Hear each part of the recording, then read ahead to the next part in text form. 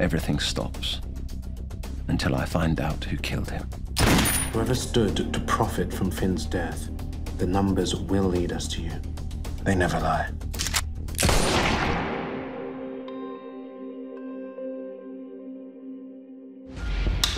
Action. It's all right! It's no more chaos! When you hear the title Gangs of London, you might imagine that it's either a period piece or that it might be about gang violence that you hear about in the news. But actually, what it's about is the corruption and big business interests that dominate London.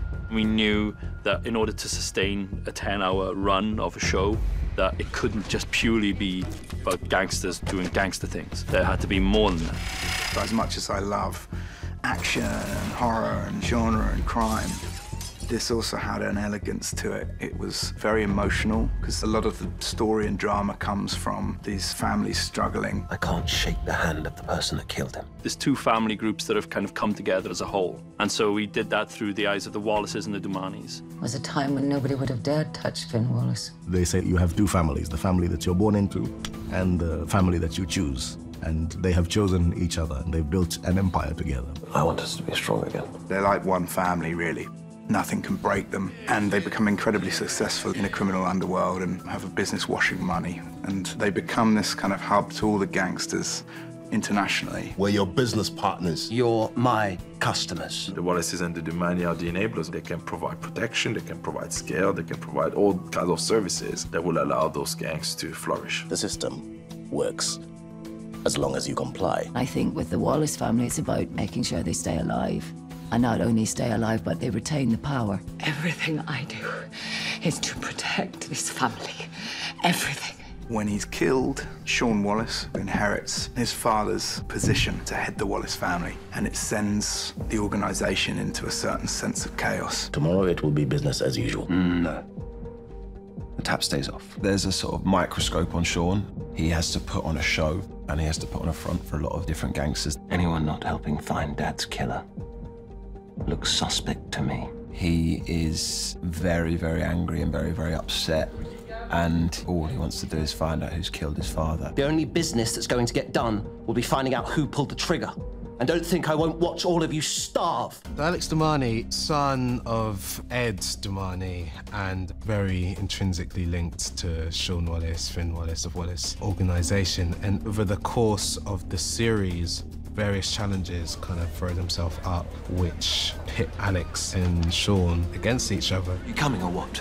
I have to protect the business. And Alex is kind of the brains behind the organisation. So each and every one of your deals, every detail that Finn carried in his head, I have in mind. Ed feels proud of him and pushes him forward and really sees him as a kind of statesman in the future and wants to enable that. There are lots of people here excited to meet you.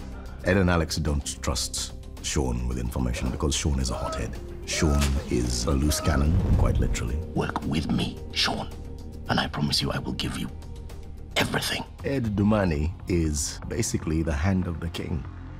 He is the right-hand man to Finn Wallace. The Wallace organization will do what is right for us. Ed knows where all the bodies are buried. He gets to fire cool guns.